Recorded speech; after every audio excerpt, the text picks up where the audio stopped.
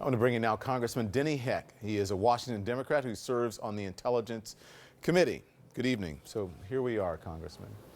Hi, Don. Hey, given the president's latest interview, his changing answers, his performance on the world stage with the ambassador just called Jabberwocky, right? How concerned are you about what was actually said in that one-on-one meeting with Putin? Well, obviously, I'm very concerned. I'm very concerned about whenever he talks to a leader of another foreign country. Look, there's a great irony here, I think, with respect to Ambassador McFaul. He's an individual who enjoyed under international agreement some modicum of diplomatic immunity while in Russia. He comes home and he has no diplomatic immunity. It makes no sense whatsoever. The fact of the matter is, it's highly unlikely that this is even legal if the president were to go ahead on it. And frankly, I think he's going to stand down on it, just like he has a million other things in the last year and a half when it's revealed to him, frankly, the asininity of what it is he's saying that we ought to do. And this goes beyond not being an eloquent speaker, or this is knowing your facts, knowing history, being aware and understanding your intelligence briefing. This isn't, he's some Joe Sixpack that the regular guy can understand and he talks that way. This is far beyond that. Well, words matter, especially when spoken by the President of the United States, who's supposed to be the leader of the free world. I've concluded some time ago that vis-a-vis our relations with Russia and President Trump's relations with Vladimir Putin, that one of three things or some combination thereof is really what's working here. Either A, the president just has an epic failure to grasp the significance of what he says and the historical context within which he's functioning. Or number two, Vladimir Putin has completely conned him and duped him beyond imagination. Or number three, he's got the goods on him. You think he has something on him? I could think of nothing that would account for the bizarreness of his behavior as much as that would. But I don't know that. And I don't know if it's necessarily one of those three, but that's the only construct that can help me understand when he does these kinds of things, because it's just so bizarre, it's so damaging, it's so serious. It's the only thing that makes sense to me. So the interpreter was in the room, right? No one knows what's going on except for Trump, Putin, the interpreter. Do you think Congress should force Trump's interpreter to speak to Congress?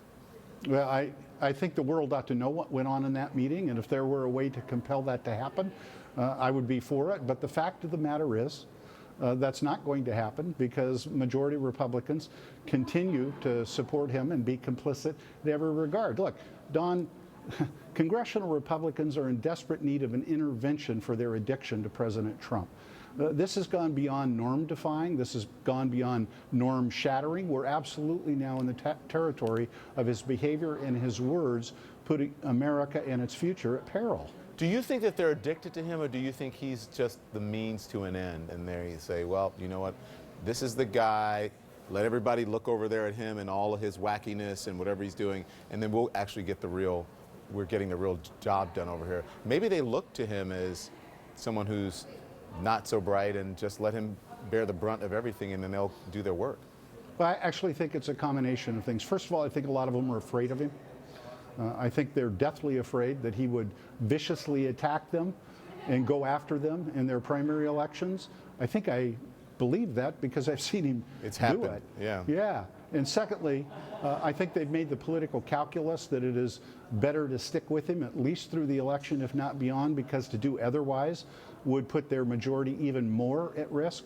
And thirdly, I think, in fact, what it is that they wanted to accomplish was this huge tax cut for the wealthiest of Americans and our corporations. And that was able to get done under him. And so it's kind of the deal they made with the devil. And let me ask you, before I let you go, do you think the United States is prepared to be able to stop Russia from interfering in our elections again? We have a very important one coming up soon.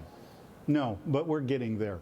I don't think it should go unsaid here in this conversation, Don, about what a brilliant, literally a brilliant forensic piece of criminal investigation Director Mueller performed in order to yield the 12 indictments of the Russian intelligence officers.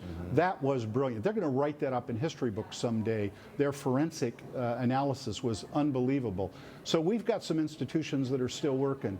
And frankly, I still believe that sooner or later we're going to get to the point where we once again hear the same words that Gerald Ford spoke when he was sworn in as president in the aftermath of those dark, dark days during the Watergate era. First words out of his mouth, Don, you remember them.